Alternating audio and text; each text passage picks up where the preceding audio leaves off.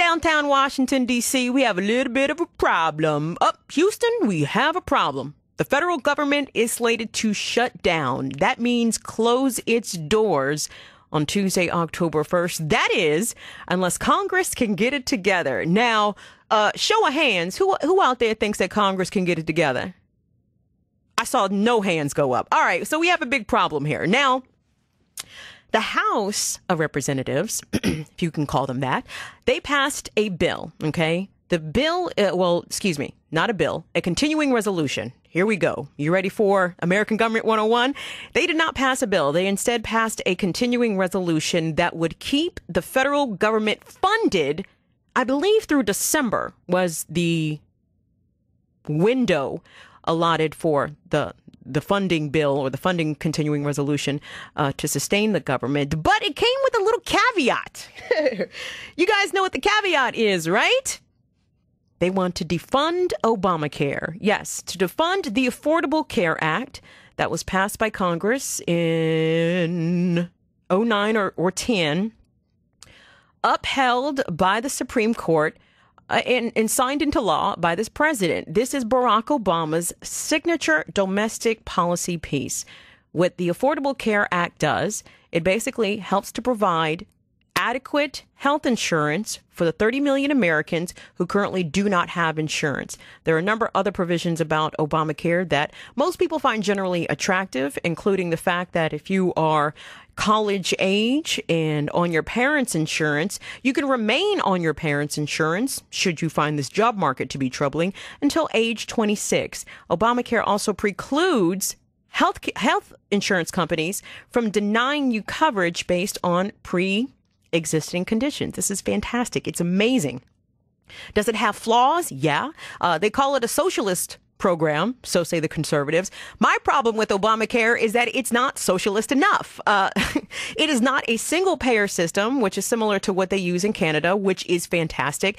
And, I don't know who these numbskulls are who constantly try to tell me or try to criticize the Canadian healthcare system, saying that, they only have 5 MRI machines across the entire country of Canada. You got to wait 3 months before you can get a cancer screening.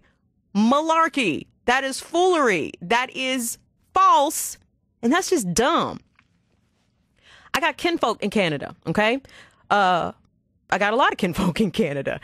People that have traveled between their country and these United States, and they tell me constantly on a regular basis that they would never, ever change their healthcare system for the American healthcare system. It's ridiculous. I've had 2 of my cousins in Canada having to have surgery.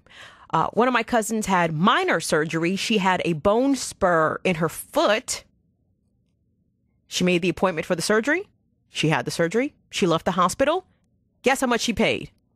That's right, nothing. Another cousin of mine is an amputee. She had her right leg amputated here in the United States. The well-known hospital in this region in which she had her leg amputated sent her a bill. Would you like to know how much my cousin's bill, who is Canadian, but at this time was receiving health care in America because she lived here, because she's a dual citizen. I'm giving you too much information. But my point is, she had her leg amputated. They sent her a bill for $100,000. $100,000. She's had subsequent surgeries in Canada. Would you like to know what her bill is there? It is $0. People, we have a big problem here. And there is a political party on Capitol Hill that does not care if you can't afford the $100,000 it would cost for you to receive medical treatment on one of your limbs. God forbid that happen. They're not interested in that. They want to protect the business interest of companies that are not interested in paying for health care for their workers. And we had a fantastic demonstration of controlled temper tantrumism. Yes. The junior senator from Texas, Ted Cruz, gave a demonstrative effort that was actually completely useless and somewhat fruitless on the floor of the Senate starting, I guess, Tuesday afternoon. He got on the floor at about 2:41 and began his speech, which lasted teens of hours. I think he spoke for 17 hours, 18 hours, something ridiculous. But there was no bill on the floor. A lot of people erroneously called what Ted Cruz did on the Senate floor a filibuster. It was no filibuster, people. Was no vote pending. So what did Ted Cruz do? Ted Cruz got the mainstream media, and apparently even myself to a lesser extent, to mention his name because he was out there showing off. Now, the interesting thing is Republicans are united in the defund Obamacare effort. The problem is they don't have the political might in the Senate to get this done. And the reason why, everybody, every single American should be calling the RNC, should be calling John Boehner, and I'm going to pull up his office's number for you in a second. You need to be calling John Boehner and Majority Leader Eric Cantor and tell them to stop this foolishness. And the reason why it's foolishness is for this reason. They are willing to sacrifice the paychecks of 800,000 federal workers and to a lesser extent, the 30,000 city workers here in Washington, D.C., who are a subsidiary of the federal government. I applaud D.C. Mayor Vince Gray for standing up to the government and saying, nah, Joe, we're going to pay our people going to work on Tuesday, whether or not Congress decides to get itself together or whatever. Vince Gray, the city council, said, come get us for designating all of our employees to be essential. Kudos for that. But the Republican leadership in Congress is willing to shut down the whole government to tell nearly 1 million federal workers, 800,000 people, that you're not going to receive paychecks for an indefinite amount of time because we want to make sure that people who don't have insurance, we want to make sure that they continue not to have insurance coverage. Is that what Jesus would do? I'm guessing Jesus is frowning disapprovingly from on high. Ted Cruz is not winning any friends in conservative camps. Republican strategist Nicole Wallace this week on Rachel Maddow's show. And the truth is, Ted Cruz has spent a lot of time talking to the media. His strategy is sort of to enjoy being vilified by the left so that he can go on the media on the right and say, oh, I'm a victim of the mainstream media. You know, he sort of sees the Palin victim mantle in the media, and he's run with it, and he's done it successfully, and I give him credit for that. But his ideas and his tactics for the Republican Party are losers. Losers! Everybody, put your L on your forehead. Look in the mirror and say, I'm a Republican. Loser. You guys know I don't think all Republicans are losers. But the ones that are losers, whew, they are hell of a losers. They are the best losers you ever want to meet. And did someone say Sarah Palin? Well, first, someday I'm actually going to tell America what I really think about GOP elephants that would actually turn on a senator who is fulfilling his campaign promises, the same promise that so many GOP candidates made, and that was to defund and repeal and replace with something more sensible and economic to repeal Obamacare. We finally have a tool to be able to take those steps to repeal, and that's unfunding Obamacare. And what college did Sarah Palin go to? Remind me to never let my children apply there. Sarah Palin just said something a little interesting. She said to defund and repeal and replace Obamacare with something more sensible. If I have any Republican or conservative listeners, can you give me a call? 1-855-707-7887. 1-855-707-7887. I'm completely unaware of any GOP authored plan that would replace Obamacare. Like, is there a plan? Like, does it have a name? Does it have a link? Can I read it? I mean, where is it? I understand that the Republicans are very much opposed to Obamacare. Not exactly what Jesus would do, but okay. So what's the alternative? See, this is the problem with the GOP, and this is the issue that they're having really losing touch with mainstream Americans. I mean, they feed their base this red meat to get them all hyped up and how Obamacare is somehow compromising liberty. All right. Okay. There are worse things that the government makes me do. I mean, literally makes me do. Jesus, if I lived in Virginia and if I were to be trying to seek an abortion, which I wouldn't, but I'm not opposed to anybody's right to do that. I mean, they would shove a transvaginal ultrasound up my vagine. That would be not cool. So the government makes people do terrible things all the time, making them have health insurance when we are a disgustingly unhealthy nation. People, show me the Carfax. What's the problem here? I'm very much confused as to why this is even a debate. I don't understand why this warrants the federal government having to close its doors because the congressional leadership on the Republican side is so obstinate in their defiance against making sure that all Americans have coverage. Help me out on this. I don't get it. And there's some Republicans who get that this is a losing political fight. The defund Obamacare yet keep the government funded bill passed the House. It stands no chance of passing the Senate. And let's say, for poops and giggles, it did pass the Senate and it landed on the desk of President Barack Obama. Now, how likely do you think that this president is to sign a bill that would defund his signature domestic policy achievement? I mean, we don't even have to call Vegas to get them odds. You know what it is. Obama not signing that, and the Senate's not signing it. So what we talking about? What are we exactly doing here, Ted Cruz and congressional Republicans? What are y'all doing? A couple Republicans do get this, however. Senator Tom Coburn from Oklahoma was on CBS's Face the Nation on Sunday. This is what he said. Tactics and strategies ought to be based on what the real world is.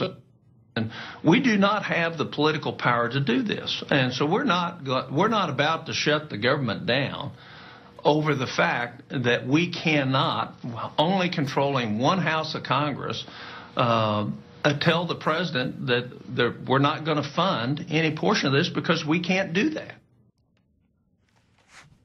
The political losers here are going to be very evident.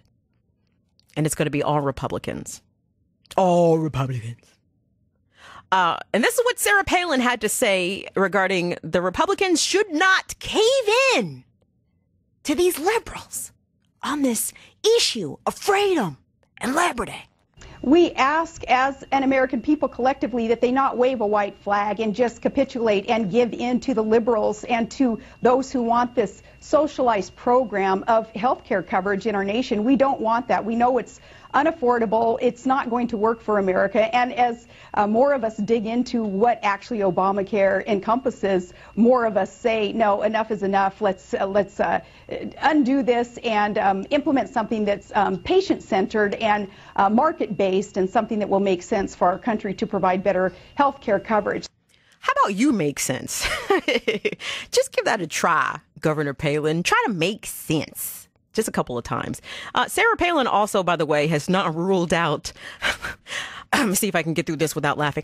Sarah Palin has not ruled out a run for the Senate herself in her home state of Alaska. There is a Senate seat coming open, or at least a senator up for re-election. I believe it is. Is it Murkowski?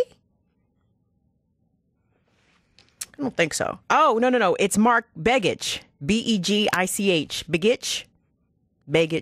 Senator Begich, Democrat from Alaska, is up for re-election in 2014. Sarah Palin she very well could get that seat. I made a list of all the senators that are up for re-election next year. By the way, interesting comment from a top GOPer in Nevada. Let me see if I can find the quote so I can quote it accurately. 2014 could be a cakewalk for the Republicans because minorities and young people are not going to come out to vote. So says this top leader in Nevada. And he raises an excellent question. In non-presidential election years, voter turnout in America usually hits the skids. Problem is, what the Republicans don't seem to realize is that progressives, liberals, Democrats realize that we muffed up. We muffed up terrible in the year 2010. In the midterm elections, 2010, how the Tea Party revolution was able to steamroll its way to a Republican majority in the House, gave up a couple of seats in the Senate, the Democrats did, that is, because of the low turnout. Obama's Yes We Can in 2010 said, oh, well, yes, we did, so we cool now, right? No, not cool at all. I think this voting bloc, this coalition, the Obama coalition, as it were, of minorities and young folks, and I guess gay people too, but I guess gays are minorities and young folks as well. This leftist coalition, this progressive coalition, we get it. We messed up in 2010. We let the GOP run roughshod over, yes, we did. 2014, the stakes are too high, people. We can't have that happen again. It can't happen. Won't happen. So here's who I think is vulnerable in the Senate, 2014. And we're already in practically October of 2013, y'all. So the stuff is real. It's already moving, right? Sarah Palin could capture that Senate seat in Alaska if she decides to come off the political sidelines and get re-engaged in public service. Now, I know it doesn't pay as well as Fox News, so that could be a deciding factor for her, since serving the people clearly is not in her primary interest after we saw how she quit being governor of Alaska after, 18 months? Way to serve your country there, sir. But this broad is an attention H.O. I'm not calling her a H.O. in the traditional. No, she is a H.O. for attention. And as long as somebody's looking at her, that's all she cares about. A couple of interesting seats that I think could be little loosey-goosey in the upcoming 2014 presidential election. I mean, not presidential, but midterm elections. Interesting thing, there are both of the Senate seats in South Carolina are up for re-election in 2014. You remember that Tim Scott, the only serving African-American senator right now, was appointed to that seat by South Carolina Governor Nikki Haley after Jim DeMint retired and decided he was going to get that Skrilla running the Heritage Foundation. Jim DeMint said, deuces, man. Heritage said they're going to pay me $2 million. I'll holler at y'all. I'll holler at y'all. Timmy, take it away. Tim Scott's seat is up for re-election, and the gentleman who ran African-American voter outreach for President Obama is challenging him. His name is Wade. I think his last name is Wade.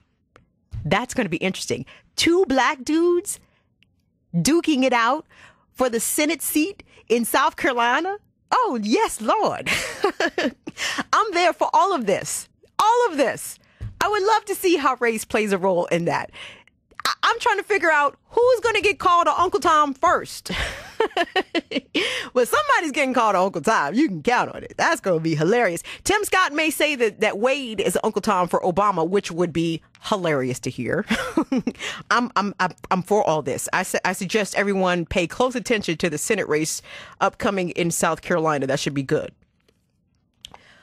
We have an issue in Iowa with a Democrat senator there, Tom Harkin, retiring. That could be a vulnerable seat that Democrats could lose.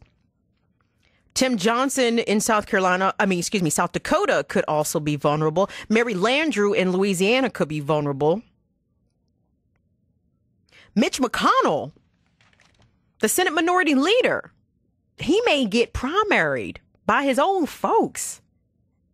They are pissed at Mitch McConnell. This is what's so interesting happening on the Republican side of the political stratosphere. Like, the Republicans are literally eating each other in public. It is amazing to see. And it's not the first time that we've seen this especially in the age of Obama. We've seen Republicans go cannibalistic on each other numerous times, but every time it happens, it's like, wow, you guys know that we can see you, right? Maybe you guys shouldn't be saying all these things in front of company.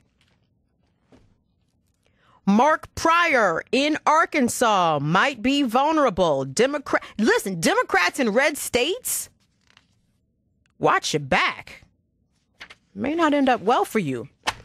Because somehow the political right has convinced people who will likely not be impacted by Obamacare at all.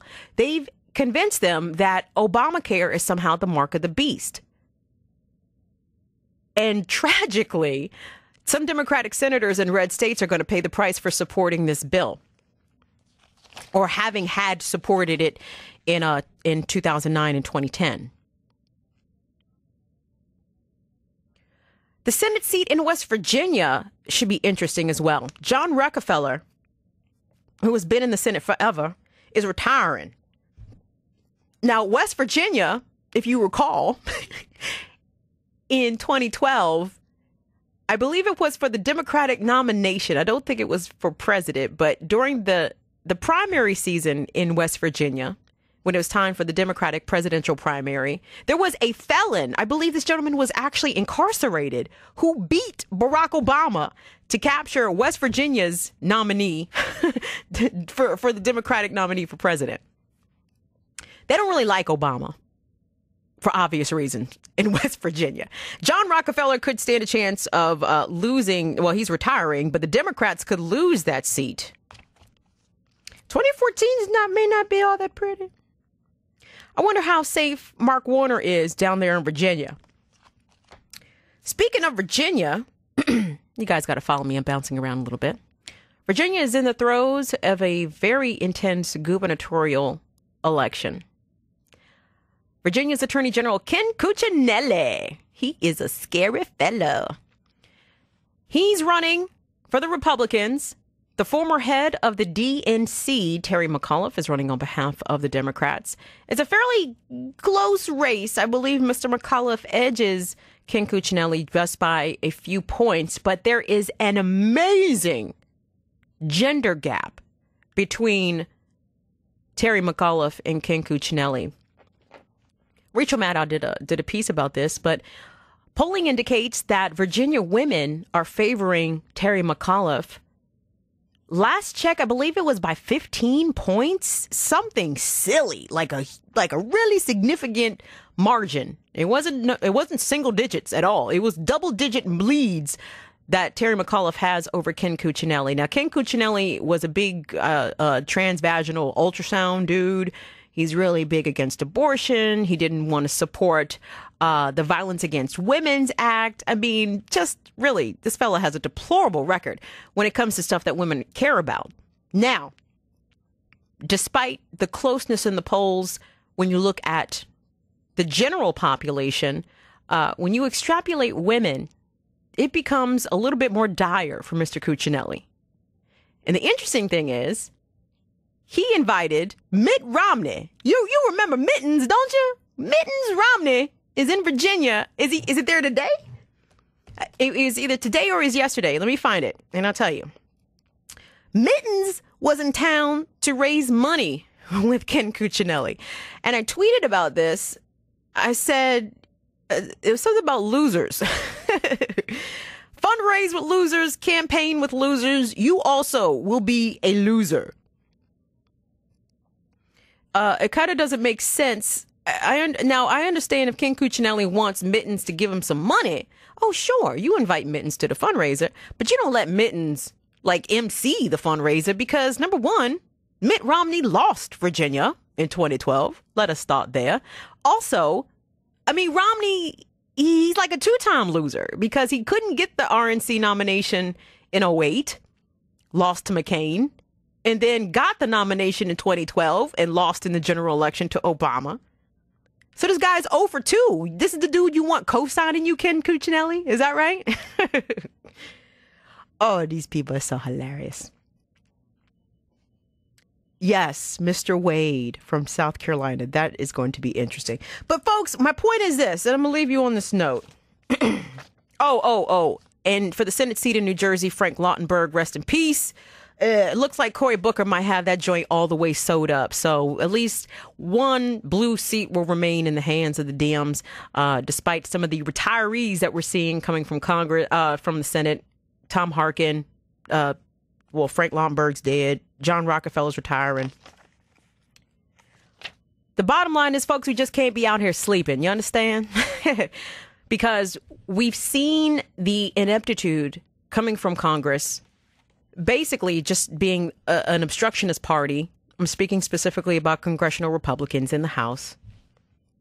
They haven't passed anything. They haven't done anything for the benefit of this country. They have not passed a single bill that is passable by the Senate, by the way. It's wonderful if the House passes all these things and they can get into a circle jerk and pat each other on the back and say, oh, what a good job. But you didn't really do a good job if you didn't author and pass a bill that could be passed by the Senate that would go on to be actual law. If you're just passing bills as a fruitless exercise, well, you're not doing us no favors. And more importantly, you're not doing your job. And your constituents across the country, even the people who are not your constituents, people who see the obstructionism coming from Congress, from people like Ted Cruz. I'm a Marylander. I'm furious at Ted Cruz for not doing anything but making people say his name and showing off and not doing the people's work. Listen, folks, that's my time. I appreciate y'all rocking with me. Be sure to follow me on Twitter at Kim Brown Talks. You've been listening to The Kim Brown Show, y'all. Deuces.